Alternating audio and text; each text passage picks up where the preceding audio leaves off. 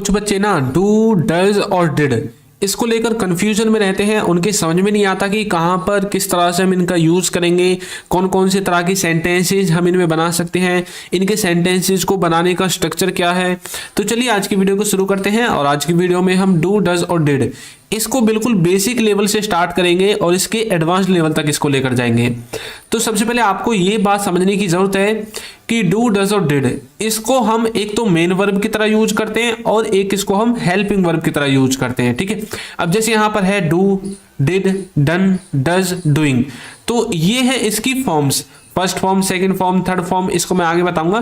तो यहां पर जो मेन मोटिव ये है कि ये जो है ना ये हैज हैव की तरह ही यूज होंगे। आपने यदि हमारी पिछले वाली वीडियो देखी होगी जिसमें हमने हैज, हैव और हैड के बारे में बताया था कि इनको किस तरह से यूज करना है ना, तो इसी तरह से हम डू डज को इस्तेमाल करेंगे। तो चलिए आपको ना सबसे पहले ये चीज समझने की जरूरत है कि आपका जो ये डू है ना, ये डू आपकी वर्ब की फर्स्ट फॉर्म है, डिड आपकी वर्ब की सेकंड फॉर्म है और जो डन है वो इसकी थर्ड फॉर्म है, डूइंग फोर्थ फॉर्म है और डज ये फिफ्थ फॉर्म है। अब कुछ बच्चे सोच रहे होंगे सर हमने तो आज तक सिर्फ तीन ही फॉर्म्स देखी, आपने चौथी और पांचवी फॉर्म्स कहां से घुसा दी इसमें।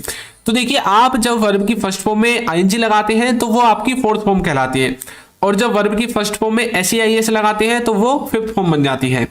अब यहां पर ये जो फॉर्म्स हैं इनमें से डू, डिड और डज इन तीनों चीजों को आप बाहर निकालो और ये आपकी हेल्पिंग वर्ब के रूप में भी यूज होंगी और मेन वर्ब के रूप में भी यूज होंगी। डू का मतलब होता है कोई काम करना, करने के सेंस में हम डू का इस्तेमाल करते हैं। अब इसको हम हेल्पिंग वर्ब की तरह यानी कि समय को बताने के लिए और मेन वर्ब की तरह यानी कि काम को बताने के लिए यूज करते हैं। ठीक है, ये बात आपको समझ में आई। तो यहां पर जो आपका डू है, डज है और डिड है ये आपकी किसके साथ यूज होते हैं, वर्ब की फर्स्ट फॉर्म के साथ यूज होते हैं।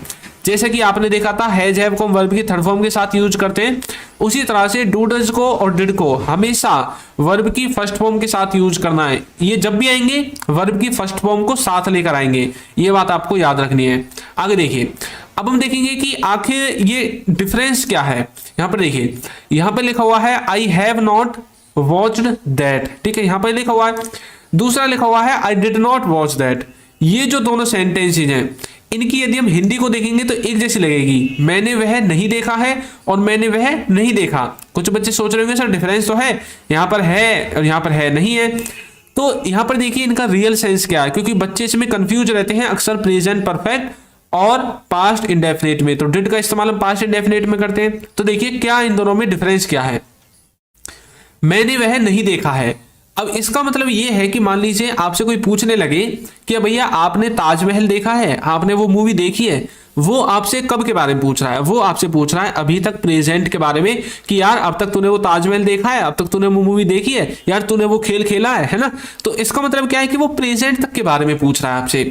तो जब प्रेजेंट तक के बारे में पूछेगा तो आपको इस वाले हैव का यूज करना है प्रेजेंट परफेक्ट टेंस का।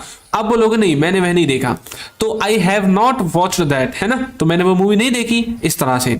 लेकिन यदि वो पास्ट के किसी पर्टिकुलर टाइम के बारे में पूछे, मान लीजिए आप पिकनिक वगैरह पर गए हैं और पिकनिक पे आपने वहां पर बहुत सारी चीजें देखी, अब वो आपसे पूछ रहा है यार तुमने वो मूवी देखी, मतलब वो उस टाइम के बारे में पूछ रहा है जब आप पिकनिक पर गए थे, पिछले महीने, पिछले week, last Sunday, last week जब भी आप गए थे। तो आप बोले नहीं नहीं मैंने वह नहीं देखा, आई डिड नॉट वॉच दैट। तो अब आप अपने पूरे जीवन की अभी तक नहीं बता रहे, आप प्रेजेंट तक की बात नहीं कर रहे, आप बात कर रहे हो उस समय की जब आप पास्ट में कहीं पर गए थे। तो ये इन दोनों में डिफरेंस है जिससे कि आप अच्छे से इनको डिफरेंशिएट कर सकते हैं। ठीक है, अब चलिए आगे बढ़ते हैं और इस टॉपिक को गहराई से समझते हैं। तो देखिए ये जो डू डज और डिड है, सबसे पहले आपको एक बात याद रखनी है कि जब आप इनको हेल्पिंग वर्ब की तरह यूज करोगे तो ये ज्यादातर 99.99 केस में क्या होंगे, नेगेटिव की तरह या इंटरोगेटिव सेंटेंसेस की तरह यूज होंगे।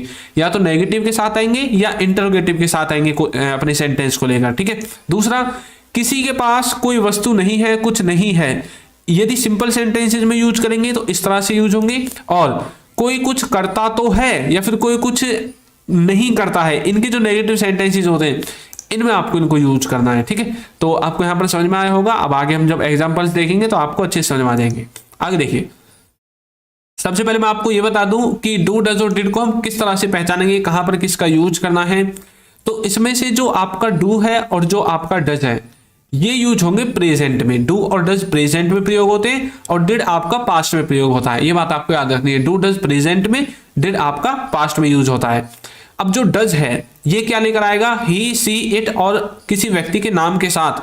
जब भी आपको यूज करना है तो आप डू और डज में से डज का इस्तेमाल करेंगे, ही के साथ, इट के साथ, सी के साथ और किसी व्यक्ति के नाम के साथ। इन्हें हम बोलते हैं इंग्लिश में थर्ड पर्सन सिंगुलर, ठीक है। और जो डू है, डू यूज होता है ही सी इट को छोड़कर। ही सी इट को छोड़कर जो भी बच जाता है, जैसे आई बच गया, यू बच गया, वी बच गया, दे बच गया, इन सब के साथ आपको डू का इस्तेमाल करना है। और जो डिड है ये आपका सबके साथ इस्तेमाल होता है, इसमें कोई ऐसी लिमिटेशन नहीं है कि भाई इसको उसके साथ यूज करेंगे। ये आपका ही सीट के साथ भी यूज होगा, आई वी यू दे के साथ भी यूज होगा, जो भी बच जाते हैं सब सब्जेक्ट के साथ यूज होगा, ठीक है। तो यहां पर आपको इन चीजों को याद रखना है, क्योंकि इसमें बच्चे बहुत गड़बड़ करते हैं कि भाई आप ही सीट के साथ डू को यूज कर दो। नहीं, ही सीट को छोड़कर जो बच जाता है उनके साथ डू का इस्तेमाल होता है, ठीक है। और यदि आप हमारी ई बुक्स परचेज करना चाहते हैं तो इनका लिंक भी आपको नीचे डिस्क्रिप्शन बॉक्स में मिल जाएगा। अब चलिए देखते हैं। तो देखिए डू डज और डिड, इनमें से डू डज का इस्तेमाल हम करते हैं प्रेजेंट, इंडेफिनेट और सिंपल सेंटेंसेज में। और जो हमारा डिड है इसका यूज हम करते हैं पास्ट इंडेफिनेट के और सिंपल सेंटेंसेज में, पास्ट के जो सिंपल सेंटेंसेज हैं उनमें और पास्ट इंडेफिनेट टेंस में। तो चलिए पढ़ते हैं दोनों को अच्छे से। तो सबसे पहले हम देखेंगे डू डज के साथ जब हम हैव लगाते हैं तो इसका क्या मतलब होता है। डू डज के साथ जब भी आप हैव लगाओगे तो इसका मतलब होगा कि कोई चीज पास है, किसी के पास कोई चीज है, ठीक है, वहां पर आप इसका यूज करते हैं। लेकिन आपको एक बात याद रखना है, किसी के पास कोई चीज है, इसके नेगेटिव और इंटरोगेटिव सेंटेंसेस बनेंगे। डू डज के साथ आपको हैव का इस्तेमाल करना है, हैज का इस्तेमाल नहीं करना। कभी आप हैज लगा दो, ठीक है। अब देखिए किस तरह से, जैसे कि मैं बोलने लगूं क्या तुम्हारे पास गाड़ी है। अब यहां पर ये क्या है, यहां पर ये किसी से कोई क्वेश्चन कर रहा है, इंटरोगेटिव सेंटेंस है। क्या तुम्हारे पास कोई गाड़ी है, किसी के पास कुछ है, इस चीज के बारे में हम पूछ रहे हैं, किसी से क्वेश्चन कर रहे हैं। तो अब हम इसको डू के साथ बनाएंगे या डज के, ये डिपेंड करेगा कि यहां पर जो सब्जेक्ट है वो क्या है। तो यहां पर है तुम यानी कि यू, तो कैसे बोलेंगे, do you have a car, do you have a car, क्या तुम्हारे पास गाड़ी है। क्या उसके पास यह किताब है, तो बोलेंगे does he have this book. आपने एक चीज देखी, यू के साथ भी है, ही के साथ भी है। ये ऐसा क्यों हुआ, क्योंकि हमने यहां पर ये सब्जेक्ट नहीं देखा है हैव के लिए, हैव के लिए हमने देखा है डू और डज, क्योंकि डू डज के साथ वर्ब की फर्स्ट फॉर्म आती है और हैव आपकी वर्ब की फर्स्ट फॉर्म है। तो does he have this book, इस तरह से। क्या तुम्हारे भाई हैं, मतलब कई बार बोलते ना भाई तुम बहने हो या भाई भी तुम्हारा एक आध, तो बोलोगे do you have a brother, क्या तुम्हारे पास एक भाई है। या फिर एनी भी आप यूज कर सकते हैं, do you have any brother, क्या तुम्हारे पास कोई भाई है, इस तरह से।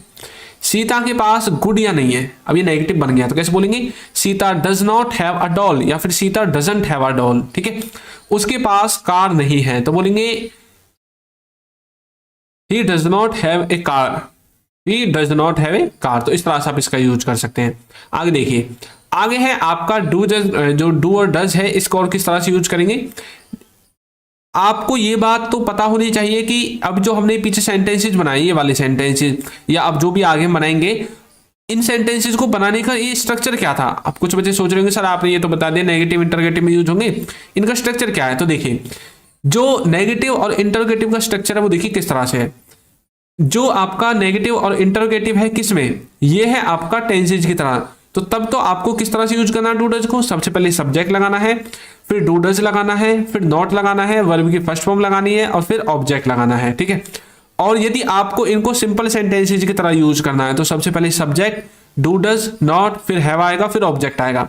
यदि इन्हीं में आपको नेगेटिव में मतलब और इंटरोगेटिव में आपको डिड को भी लगाना है तो आपको डू डज के स्थान पर डिड का इस्तेमाल कर देना, बाकी सब कुछ सेम रहेगा, ठीक है।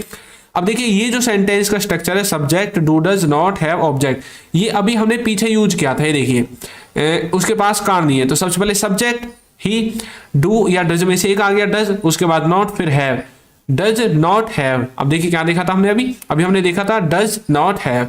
इस तरह से आपको सेंटेंस के स्ट्रक्चर को फ्रेम करना है, ठीक है। अब चलिए प्रेजेंट इंडेफिनिट में देखते हैं किस तरह से नेगेटिव इंटरोगेटिव सेंटेंसेस बनाएंगे। तो यहां पर सबसे पहले आपका सब्जेक्ट आएगा, फिर डू डज आएगा, फिर नॉट आएगा, उसके बाद वर्ब की फर्स्ट फॉर्म आएगी और फिर आपका ऑब्जेक्ट आएगा। यहां पर इनका मतलब होगा कि कोई किसी काम को नहीं करता है, कोई कुछ नहीं करता है। जैसे कि वह नहीं जाता है, तो बोलेंगे he does not go, he doesn't go या फिर ही डज नॉट गो। आप नहीं देखते हैं तो बोलेंगे you do not watch, you do not watch. क्या वे नहीं जाते हैं तो बोलेंगे do they not go, do they not go. क्या वे नहीं जाते हैं। तो इस तरह से आप डू डज का इस्तेमाल करेंगे कि कोई कुछ नहीं करता है, ठीक है। और जो डू डज का सिंपल सेंटेंसेज में हम यूज करते हैं वहां पर देखिए इसका क्या मतलब होगा। अभी हमने पहले इसका स्ट्रक्चर देख लिया था जिसमें हमने डू डज के बाद नॉट लगाकर हैव लगाया था। इसका मतलब होता है कि किसी के पास कुछ नहीं है, किसी के पास कोई वस्तु नहीं है, किसी के पास कोई मोबाइल नहीं है, फोन नहीं है, कंप्यूटर नहीं है, लैपटॉप नहीं है, पैसे नहीं है। जब आप ऐसा बोलते हैं ना तब आपको डू डज को सिंपल सेंटेंसेज की तरह यूज करना पड़ता है। अब जैसे आप बोलते हैं मेरे पास कार नहीं है तो बोलोगे I do not have a car, I do not have a car. या फिर आप बोल सकते हैं I don't have a car, ठीक है। और उसके बाद है कि आपके पास पैसे नहीं है, तो यहाँ पर हम क्या कर रहे हैं, किसी से कोई क्वेश्चन कर रहे हैं भाई आपके पास पैसे नहीं है क्या, बोलते हैं ना कई बार। तब बोलोगे do you not have money, do you not have money, कि आपके पास पैसे नहीं है, उसके पास पैसे नहीं है तो बोलोगे he does not have money, he does not have money. तो इस तरह से डू डज का आप इस्तेमाल कर सकते हैं। नेक्स्ट है डू डज का इस्तेमाल हम एक तरह से जब किसी बात पर जोर देकर बोलते हैं, जैसे कि करता ही तो हूं, करता तो हूं, इस तरह से करते हैं ना। जब यार मैं स्कूल जाता तो हूं, मैं स्कूल ही तो जाता हूं, जब आप ऐसे सेंटेंसेस बोलते हैं तब भी आप डू डज का इस्तेमाल करते हैं। अब देखिए कैसे, जैसे मैं लिखता ही तो हूं तो बोलोगे आई डू राइट। अब यहां पर आपको नॉट का इस्तेमाल करने की जरूरत नहीं है क्योंकि इस चीज पर जोर देने के लिए राइट पर आपको डू डज का इस्तेमाल करना पड़ गया, ठीक है। आगे देखिए वह दौड़ता ही तो है या फिर वह दौड़ता तो है तो बोलोगे ही डज रन। आप बोल सकते हैं वो यही तो करता है बस, तब बोल सकते हैं ही डिड नथिंग बट। आप इस तरह से भी सेंटेंसेस बनाते हैं इस तरह का स्ट्रक्चर का फ्रेम का यूज करके। आगे देखिए तुम कड़ी मेहनत करते ही तो हो तो बोलोगे you do work hard, you do work hard. Ravi अंग्रेजी सीखता ही तो है तो बोलोगे Ravi does learn English, Ravi does learn English. Krishna गाना गाता ही तो है तो बोलोगे Krishna does sing a song, Krishna does sing a song. बच्चे पानी पीते ही तो हैं तो बोलोगे the children do drink water, the children do drink water. Shyam व्यायाम करता ही तो है तो बोलेंगे Shyam does take exercise, Shyam does take exercise. Shyam व्यायाम करता तो है या फिर वो व्यायाम ही तो करता है, इस तरह से। अब तक हमने डू डज का इस्तेमाल किया, किस तरह से हम इसको यूज कर सकते हैं। अब हम देखेंगे कि डिड को किस तरह से इस्तेमाल करना है। देखिए अब आपको क्या करना है, डू डज को रिप्लेस कर देना है डिड के द्वारा। अब जहां पर आपने डू डज का इस्तेमाल किया था वहां पर आपको डिड का इस्तेमाल करना है। अब ये पास्ट में यूज होता है तो ये प्रेजेंट का जो सेंस था इसका, इसके सेंस को पास्ट में ले जाने के लिए हमें डिड का इस्तेमाल करना पड़ेगा। अब जैसे अभी हमने देखा था पीछे डू डज का इस्तेमाल करता ही तो है, डिड का मतलब होगा करता ही तो था। जैसे कि सेंटेंस देखिए मैं लिखता ही तो था तो बोलेंगे I did write, I did write. वह दौड़ता ही तो था तो बोलेंगे he did run, he did run. तुम कड़ी मेहनत करते ही तो थे, you did work hard, you did work hard. Ravi अंग्रेजी सीखता ही तो था तो Ravi did learn English, Ravi did learn English. Krishna गाना गाता ही तो था तो Krishna did sing a song, Krishna did sing a song. बच्चे पानी पीते ही तो थे तो बोलेंगे the children did drink water, the children did drink water. Children पानी पीते ही तो थे। इस तरह से आप इसका इस्तेमाल करेंगे। नेक्स्ट है डिड का मतलब कि कोई किसी काम को करता ही रहा। यहां पर आप कई बार कीप का इस्तेमाल भी करते हैं। देखिए कैसे, वह पढ़ता ही रहा यानी कि उसने पढ़ने के अलावा कोई काम ही नहीं किया तो आप बोलोगे ही डिड नथिंग, उसने कुछ नहीं किया बट स्टडी, खाली पढ़ाई की, यानी कि वह पढ़ता ही रहा और कुछ नहीं किया। नेक्स्ट है सोहन और मोहन खेलते ही रहे, यानी कि सोहन और मोहन ने खेलने के अलावा और कोई काम ही नहीं किया तो बोलेंगे Sohan and Mohan did nothing but play, Sohan and Mohan did nothing but play. मैं सुनता ही रहा तो बोलेंगे I did nothing but listen, I did nothing but listen. वह बोलती ही रही तो बोलेंगे she did nothing but speak, she did nothing but speak. मैं देखता ही रहा तो बोलेंगे I did nothing but see, I did nothing but see. वे पढ़ाते ही रहे तो बोलेंगे they did nothing but teach, they did nothing but teach. तो इस तरह से कोई किसी काम को करता ही रहा आप डिड का इस्तेमाल कर सकते हैं, ठीक है। वो काम करती ही रही, सी डिड नथिंग बट वर्क। इस तरह से आप इसका इस्तेमाल करेंगे। आगे देखिए जो डिड है इसका स्ट्रक्चर किस तरह से बनेगा, तो पास्ट जो इंडेफिनेट है और जो सिंपल पास्ट है इनमें देखिए किस तरह से बनाते हैं। पास्ट इंडेफिनिट टेंस को जब आपको बनाना है तो आपको सबसे पहले सब्जेक्ट लिखना है, डिड लिखना है, उसके बाद नॉट लिखना है, फिर वर्ब की फर्स्ट फॉर्म लिखनी है और फिर ऑब्जेक्ट लिखना है। और जो सिंपल पास्ट है इसमें कुछ नहीं करना, सेम टू सेम यही रहेगा, ये वर्ब की फर्स्ट फॉर्म को हटाकर हैव लिख देना है। तो देखिए सब कुछ सेम है, सिर्फ वर्ब की फर्स्ट फॉर्म को हटाकर हैव लिख दिया गया है। ठीक है, आगे देखिए, अब हम इसके एग्जांपल्स देखेंगे पास्ट इंडेफिनिट टेंस की। तो स्ट्रक्चर हमने देख लिया था, सबसे पहले सब्जेक्ट आएगा, फिर डिड नॉट आएगा, वर्ब की फर्स्ट फॉर्म आएगी और फिर ऑब्जेक्ट आएगा। इसका मतलब है कि किसी ने कोई काम नहीं किया, किसी ने पास्ट में कोई काम नहीं किया। देखिए कैसे, जैसे कि वह नहीं गया तो बोलेंगे ही डिड नॉट गो, आपने नहीं देखा तो बोलेंगे you did not watch, you did not watch, क्या वे नहीं गए, did they not go, did they not go, क्या वे नहीं गए। तो इस तरह से आप डिड का इस्तेमाल कर सकते हैं। ठीक है, आगे देखिए सिंपल पास्ट में किस तरह से यूज करेंगे। सिंपल पास्ट में जो इसका स्ट्रक्चर होगा उसमें सबसे पहले सब्जेक्ट आएगा, फिर डिड आएगा, फिर नॉट आएगा, फिर हैव आएगा और फिर ऑब्जेक्ट आएगा। इसका मतलब है कि किसी के पास कोई वस्तु नहीं थी, पास्ट में किसी के पास कोई वस्तु नहीं थी। जैसे कि मेरे पास कार नहीं थी तो बोलूंगा I did not have a car, I didn't have a car या I did not have a car. क्या आपके पास पैसे नहीं थे तो बोलेंगे did you not have money, did you not have money, उसके पास पैसे नहीं थे, he did not have money. तो इस तरह से डिड का इस्तेमाल कर सकते हैं। ठीक है, तो डिफरेंस हमने अभी देखा था पहले जब हमने वीडियो स्टार्ट की थी, एक बार और देखते हैं। Have you ever used that और दूसरा है डिड यू यूज दैट। बताइए, अब आपने डिड को पढ़ लिया है, क्या मतलब है। ये जो सेंटेंस है ये किसका है, ये है पास्ट के इंडेफिनिट का, है ना। उसमें भी किसका है, इंटरोगेटिव सेंटेंस है। ऊपर वाला भी है इंटरोगेटिव, लेकिन ऊपर वाला प्रेजेंट के परफेक्ट का है। तो डिड यू यूज दैट, इसका मतलब है कि क्या आपने उसे यूज किया है, और नीचे वाला जो है नीचे वाले का मतलब है कि आपने उसे यूज किया है, और ऊपर वाले का मतलब है क्या आपने उसे यूज किया है। लेकिन इन दोनों में डिफरेंस क्या है, जो ऊपर वाला है मैंने आपको पहले बताया था कि ये हमें प्रेजेंट तक के बारे में पूछ रहा है कि आज तक, अब तक की लाइफ में आपने इसको यूज किया है। और जो नीचे वाला है ये हमें पास्ट के किसी पॉइंट ऑफ टाइम के बारे में बता रहा है कि किसी के पास्ट के किसी पॉइंट ऑफ टाइम में आपने उसको यूज किया। ठीक है, इस तरह से। तो चलिए आगे देखते हैं। अब मैं आपकी प्रैक्टिस के लिए आपको एक सेंटेंस देता हूं।